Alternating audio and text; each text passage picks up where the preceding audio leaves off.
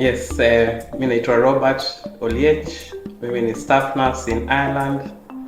I've been here for 2 years and I'm just coming from gym. It's really important to keep fit, especially with nursing job and nursing career, and also a way of passing time here because I'm away from family and lots of boredom here, but I have option of keeping fit in the gym and spending my time. Keep healthy, keep non-communicable diseases away from me, Okay, yeah. So as you had requested me that I really wanted to share my journey as a nurse. How I came from Kenya to here and how I qualified to be a staff nurse here.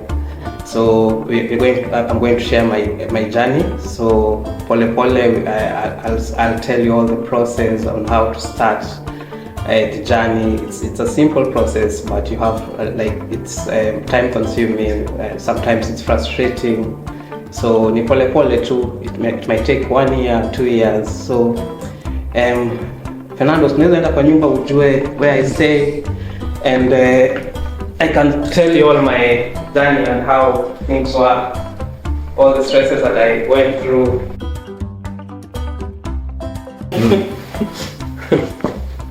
Karibu Ngoni.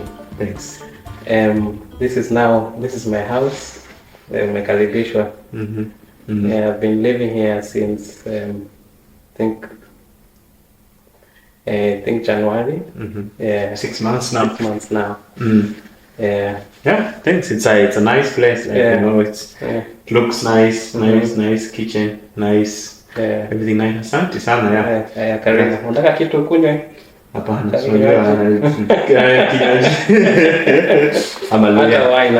Ama Guinness. How am I going to drive home? I'm a lawyer man, so I must take tea. Tea, okay. But later. Okay, I'll prepare tea for you. Yeah. So thank you very much, Robert, for giving us this opportunity to talk about your journey. Because I know there are many people in Kenya, and as I met you, it's almost 2 years now. 2 years, yeah. Time flies. I think the first time when I was tulikuwa Radisson Blu, I was there because of COVID, so isolation. I remember when I was coming in, you were supposed to isolate for 2 weeks. So my employer isolated me in Radisson Blu. It was very nice anyway. Staying in the hotel for 2 weeks. And I messaged my friend who is living in Netherlands, and he told me that he knows someone in Ireland. I was very new, knowing no one. So nilikuwa nashangaa nitaingiaje kwa hii street. Mtu akunifundisha. And now you look at you now. You're the one who looks like you're where you end up kujifunza. So I remember the first person I met here, Kenyan, is you. You with your friend. The lawyer guy as well. I'm very glad that just to see. At least I felt at home, when meeting my brothers here. I really felt that at least I'm somewhere, like whenever I run into trouble, there's someone I can call. Kishikwa na police. Unajua nitakutoa. I'm very glad at least to be part of your journey, because I'm always happy to see when people come in and they end up being successful. Because some of us have come through even just for advice and just to help, and that's what also you're just giving back. Because there are people who watch this and they met me through Facebook, they met me through YouTube and all that. And you remember the initial goal that I talked about is that a lot of people ask me about things that I don't know. Myself, I'm a researcher, I'm an anthropologist and all that, but I don't know anything about nursing apart from research. So then it only makes sense that you are the ones who can talk about your story and your journey, so that they can actually see exactly that's very true, how far you've come from. And I'm happy that you've added some weight. I've added some weight. No, napiga gym. That's why you are hitting the gym. 10 kgs because of unatoka job. Chakula nakula ni hizi fast food. But also there's an element of happiness when you add weight. haukoni, it means but lakini unafeel unajua kwenye job unasikia tu kama unachoka haraka, unajua, so it's good to keep fit and be healthy in a way, unajua. I mean uko fit, uko job usikiwa umechoka. Yeah. And also mental, I mean it keeps you active, attentive. Yeah, that's also pia watu wanapigana depression huko. But if you are active, like doing some exercise, depression will never be will affect you in one way or other. Yeah, that's really important. So as I promised, I'll be bringing somebody like within the profession of nursing, because that is the biggest profession that people move with abroad, especially from Kenya. People are always aiming Canada, they're aiming Australia, they're aiming the US, the UK, but there's Ireland. And you know, Ireland, for me, I feel Ireland is that little island where people don't know about, you know. Very few people. Because I remember my own story when I got a job in Ireland. Like even you, how within a period of 1 year, like ni mara ngapi it has ever crossed in your mind that there is this country known as Ireland? I think ilikuwa na watu kwa movies. Unajua ile Irish dance. Hiyo nilikuwa najonga tu, there's a country called Ireland because of the Irish dance. Yeah. Me, I think it's because I'm a Catholic. Our bishop, our bishop used to be Irish. So, but that is the only thing. So when I got my job and I was like, oh, I'm going to Ireland, so I started checking on the map. Oh, it's a little country. Yeah. People don't know even the difference between Ireland, Iceland, and Northern Ireland. Yeah. So when they call you, they say, how is the UK? This is not the UK, so it's different. So what you're going to tell us here is to chanua us in terms of, like, number one, just tell me first, like, can you just give me a brief description of how your journey has been, as in ilikuwaje, like how did you start, like how did you just get to make that decision that it's Ireland that you're coming to, you're not going to Australia or UK or US, Canada? I'll just give an overview, just kidogo, because and the journey was really tough, unajua. I mean it's that time of COVID era where everything stopped. Hakuna flights, hakuna, and I was planning to do my IELTS examination, the test, you know, the English test that you're supposed to do before you move to another country. I mean, one of the prerequisites they require for you to have the test done. So I did my tests, the IELTS test, and you know, for Ireland they want at least you have a 6.5 in any. And then 7, you know, the band score. So you have listening, you have writing, you have reading, and you have speaking. So they just want 6.5 in any of it, and the rest you should have 7, a band score of 7. So I did my IELTS, and my head was UK, because I have so many friends in UK, lots of friends, workmates, and also classmates, my former classmates back in the university. They are all in the UK. So akili yangu ilikuwa to UK, but I was doing some research as well, and also thinking of, I mean, pia kuna Malta.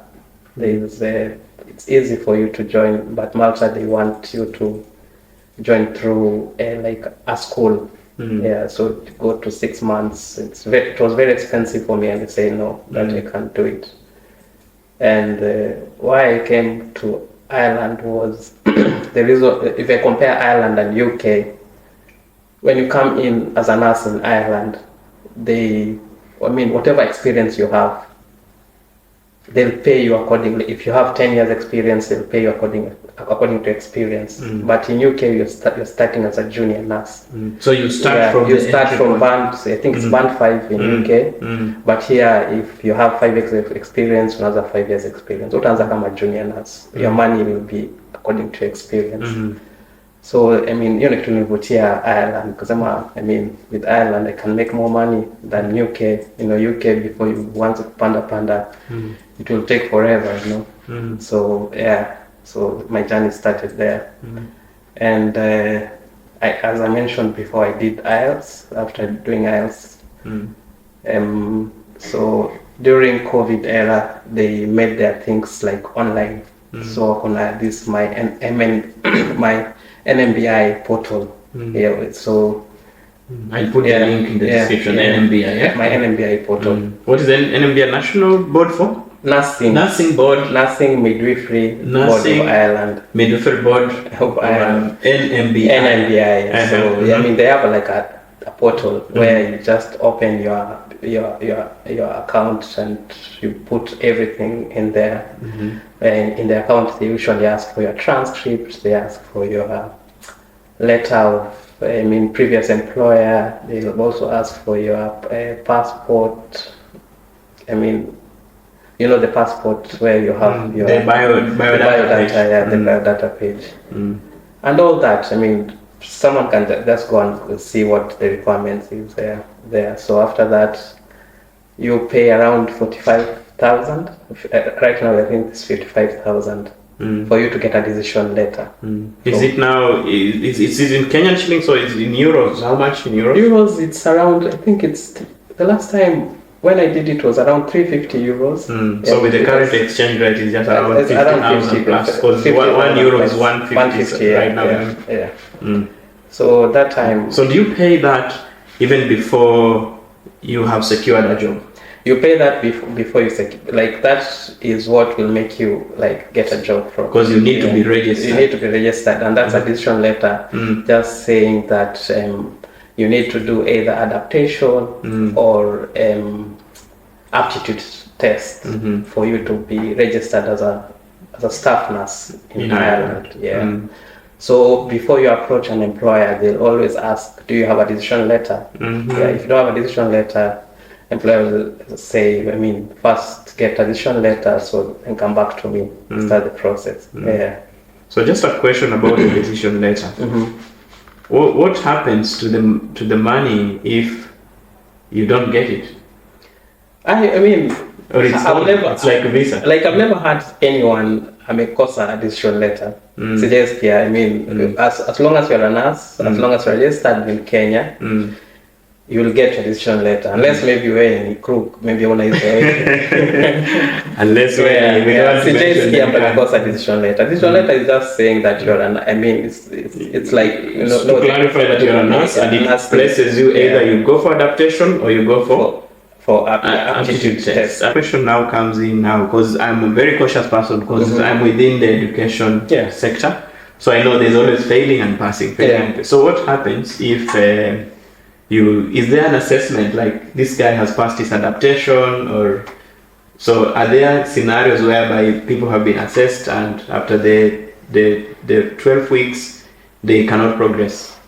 So many people fail as well as so many people pass. So you're coming from Africa and you're coming to Ireland and vitu ni tofauti. How they do their things is tofauti, and they require once you're in kuwa umeanza tu like kama wao. So there's failure rate pia iko high. Na pia people are passing as well.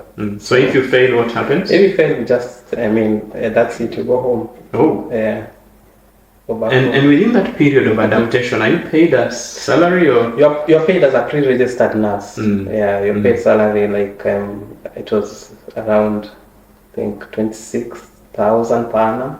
26,000 euros per annum. So pro rata, so it depends on how many hours you work. So they'll calculate that. Okay. For you to get your monthly salary. And then now tell me about this aptitude. So for the aptitude, what do you do? Do you go in front of a computer? And No. For the aptitude, they have two sections. And they have the theory and they have the OSCE. It's just like practical skills they're assessing. So for theory, you have to come here for you to do that. You have to come to Ireland. For you to do the aptitude. So that is, you have spent close to 350 euros. Yes. To register in my NMBI portal. You have gotten the decision letter. Yes. Then you spend again flights to come to the aptitude. No. The employer, and most employers cater for they that. cater for that. Most, very few employers. Even for you when you're coming, did the employer sort out your flights and? Yeah, the employer sort out my flights, my 6 weeks stay. In the first 6 weeks stay, and sort out. So the rest, nikaendelea nayo. Okay. Yeah. Yeah, that's really nice. So now coming to, after you get a decision letter, then you're coming for your adaptation and you're coming for aptitude test. So now tell me, how do you find an employer? Employer, you have to use agents. Yeah, we have 2 big agents in Ireland, CPL and Services. CPL and? Services. Those are the big agents. CPL has some bluish and whitish logo. Yeah, Kituka, I can't even remember. And Services as well. These on the mbili zina recruit. Yeah. So how do you go about it? Do you like have to fill in their portal, or do you have to send an email to them? No, for me, what I did was I went to their website and got an email address where I started a conversation in one of the recruiters, the agents. So I sent my CV and I sent my decision letter. I sent my IELTS. So after that, she came back to me. Actually, yangu ilikuwa rahisi, so for decision letter nilipata in 1 month.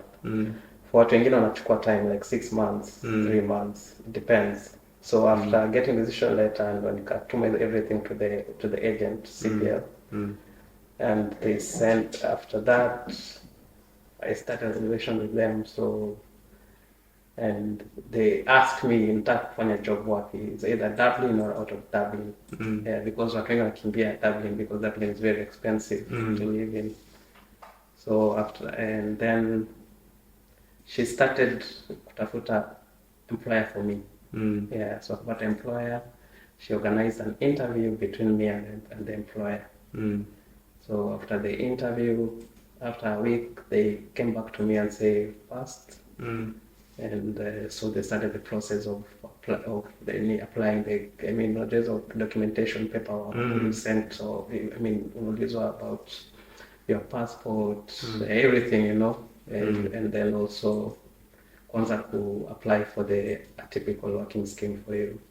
Yeah, because for you to get that, for you to get visa, you have to get that typical work scheme first, so that you can use it to apply for the visa. So before we go to the visa process, I want to understand about agents and how these agencies work here in Ireland. Because I know there are lots of Kenyans who pay a lot of money to some quote-unquote agents so that they can get jobs in Ireland, I don't know, jobs in the UK and all that. So like, did you have to pay an agent? Like to pay some money, I don't know, an agent, you paid 100,000 so that the agent looks. No. So it's all free. It's all free. It's all free. Yeah, it's all free. I couldn't lipa anything.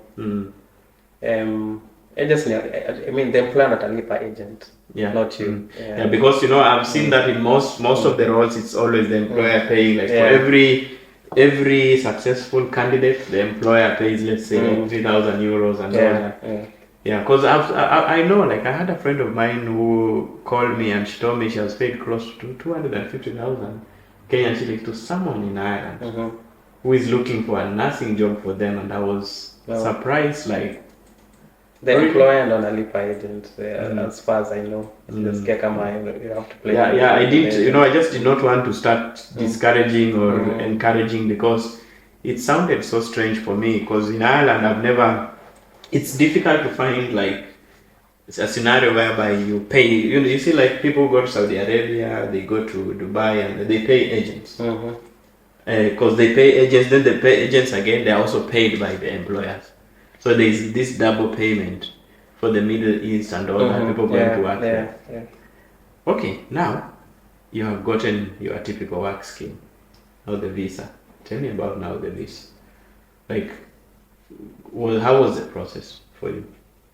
Once you have the atypical working scheme, the major thing they require for the application for your visa, and also kuna vitu zingine kama your bank statement, which wangaliangi like how much you have in the account. They just want to see like flow of money, and you are, of course you're also working there.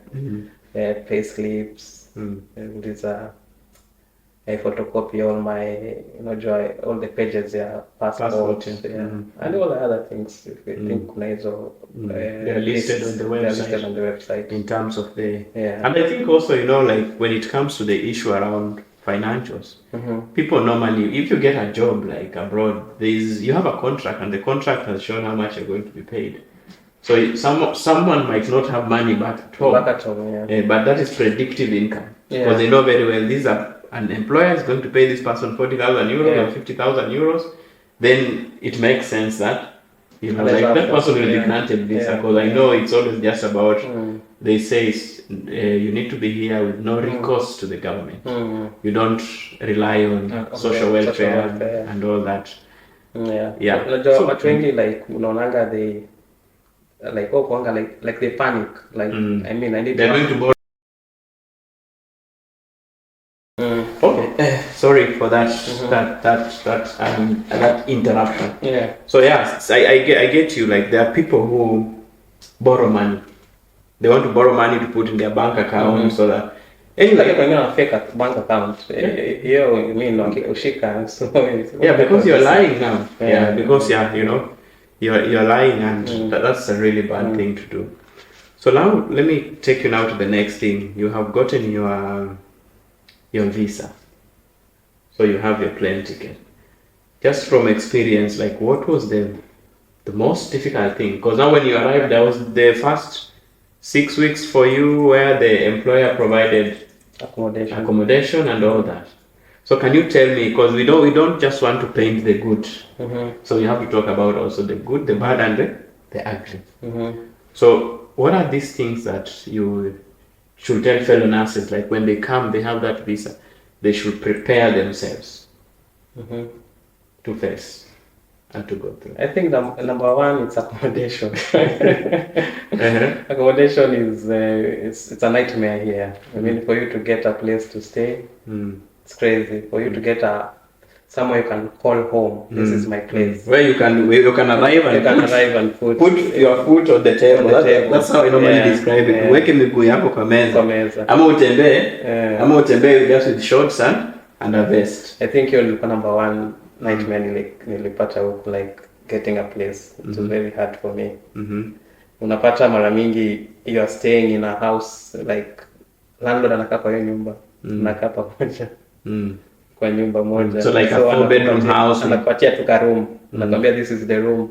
And how much do you pay? And you're paying 700 euros. That's like 100,000 Kenyan shillings. Then unakuja unapata unapika, inabidi unakaa kwa room yako umalize. Ukimaliza unakimbia 10 o'clock kwenda kupika sapa yako. It was like a shocker to me, from coming from my own place at home, then kuja nakaa kwa nyumba za wenyewe. Hauna freedom. You can't even invite your friends. Get friends to come to your place. I mean, it was one of the things that I think really took a toll on me for you to get a place. But you see now you're chopping mine.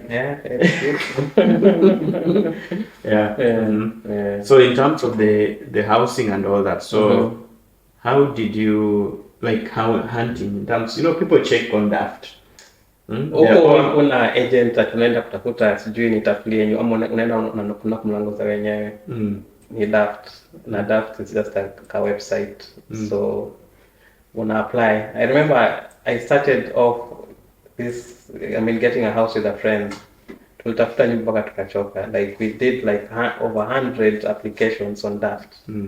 And we never got response. I remember we just went for 3 viewings. Na hizo viewings unaambiwa, we'll contact you, na hivyo amepotea.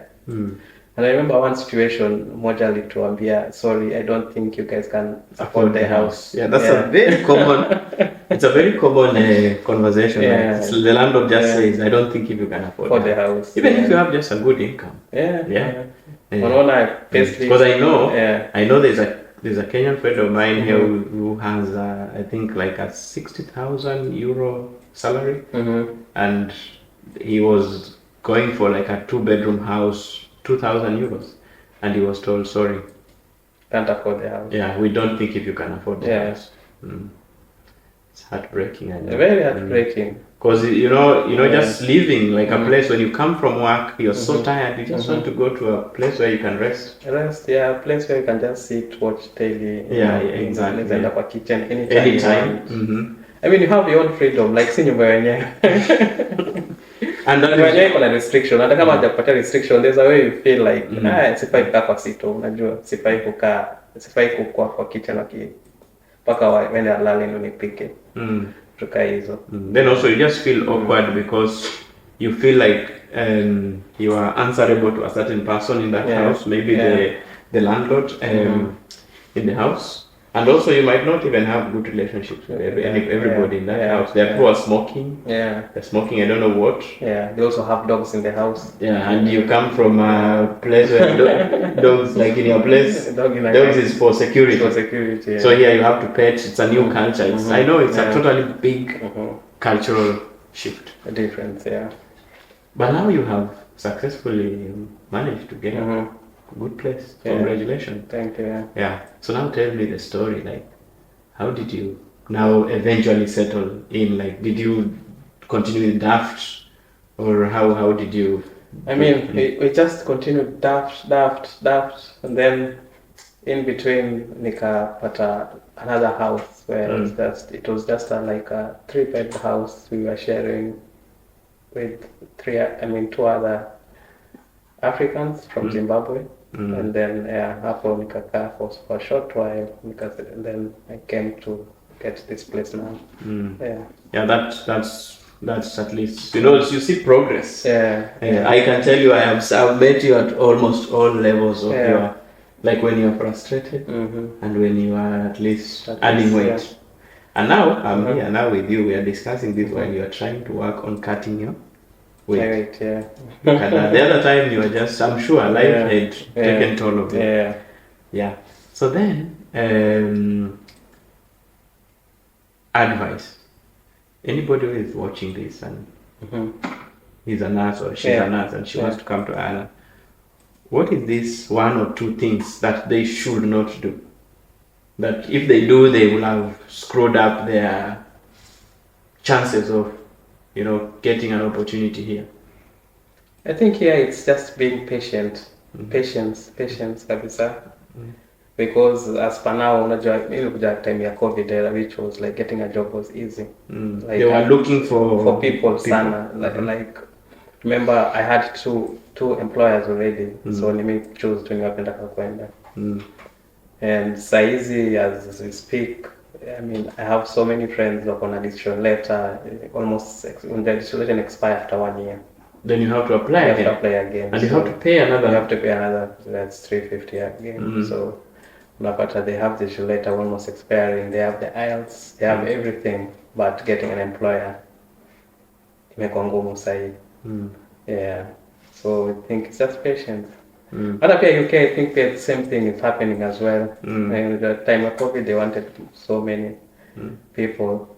If you compare UK and Ireland is only 5 million people, around 5.5 million. It's a small country, so of course they don't really require that much. But the employers still looking for people to come here. And then number 2 is, when you come here, just be prepared, especially if you are doing the adaptation. You really have to have not really like KNH experience, same as here. So because you go to a big hospital and vitu zao ni fast. So the first week you have to like learn the basic, what the ward routine and everything.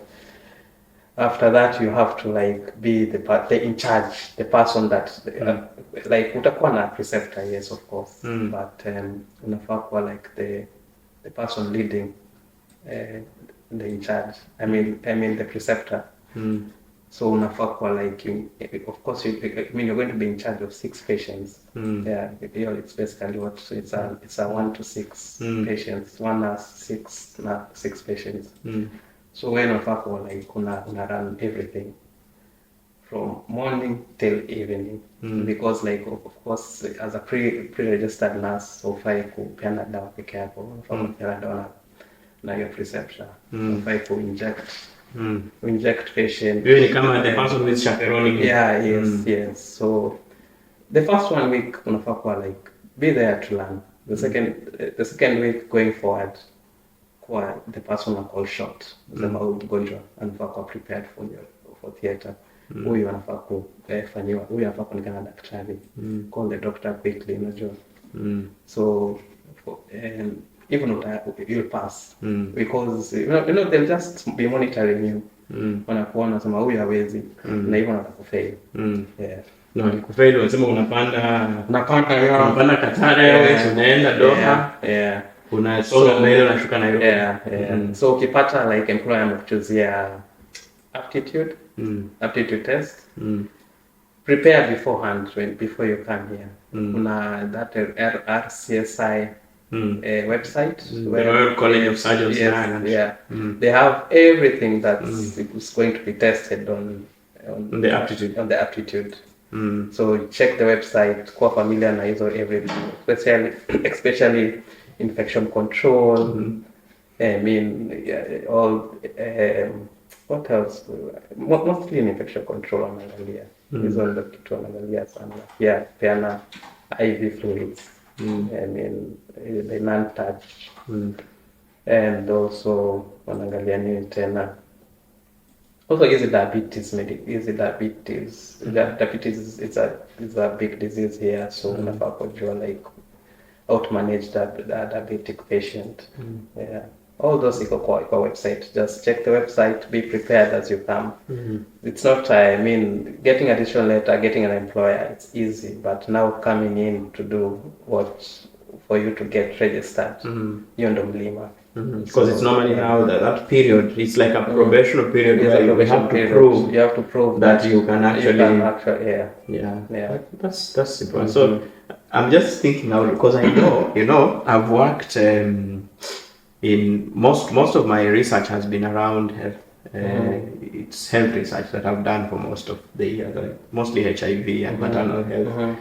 And there are normally all these local terms that nurses use back at home, you know. And there is this vibe that nurses at home have. In terms of the cultural shift, how was that for you? Because so nasikia wao nyumbani nasema we mama kuja hapa.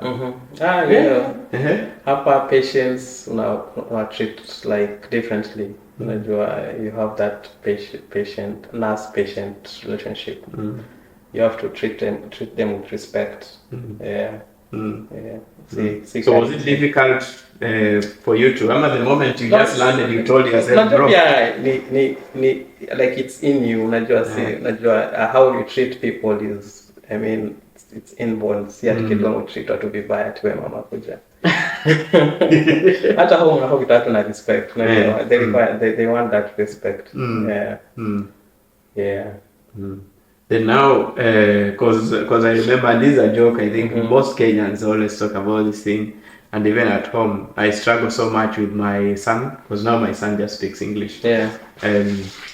How is it like just working in an environment where you have just to use this language throughout? Ni ngumu. Lakini utazoea tu pole. Especially mimi kwanza, I mean the accent. Irish ni ngumu sana. It's very hard for you to understand, especially yote umekuja siku ya kwanza. Hizo the first few months. So it's si mbaya kuambia tu mtu please speak slowly, so they can understand what you're saying to me. Pia ukiwa kwa ward, I mean like when you're getting the report, shy away, just tell them speak slowly. Or can you spell that for me? Yes, I want to understand what you're saying. Exactly. You see, for me, the biggest thing that I always struggle with were names. So somebody tells you, my name is Shibon. Shibon, yeah. And how to write Shibon? My name is Oshin. Oshin, yeah. So how do you write it? Like when I ask someone, okay, kindly, can you spell what is Oshin? That's O-I-S-I-N. Then that I has something. So you have to really. Neve is you spell it, and IAMPH. Yes, Name. I was and Niamh. Niamh, yeah. For me, Niamh. And then there's, like all those names. Yeah. Shivon Siobhan. Different, yeah. SIBH, and so all those then names again of places. You are taking patient history and where were you, which hotel were you eating on that day? Then they tell you I was in Ballybogan. Where is Ballybogan? I was in Monaghan. Monaghan. What is Monaghan? I think it's important just to ask please, what do you mean, what? And I learned it the hard way myself, but through research, I kept on asking people, when I interview them, I'm asking them, what did you mean? Can you kindly repeat? I didn't hear. Can I? But the advantage of research is that you're recording, so later on you can listen and then you take notes. I just write it as I've heard. Then I'll ask someone, what is T-Shack? T-Shack. T-Shack. T-Shack. Right? Tausich. It is written as Tausich. What is this? Yeah. Okay, so thank you very much. I think the only thing that we can just remind people is that they continue watching and continue keeping to the conversation, because we'll be bringing more professionals, and I know I'll follow up on your journey, your fitness journey. Good 6 months with 10 kgs document. I want to be, I don't know if we may have a Kitambi, but I want us to see if your Kitambi will my Kitambi will surpass 10 kgs. For me, I'm not adding, but you are going to cut down. So I'll be looking for you, hoping that I'll be a good friend. Sitakupeleka machipona manini. Sasa nakula masalads peke yake. Ni masala. That's why nimekuja nikaona hapo sijui kuna manini magojet macarrots. Kama umekula kitu mbaya sana ni banana. Banana ndio kuna calories more. So thank you very much. Karibu. Asante sana.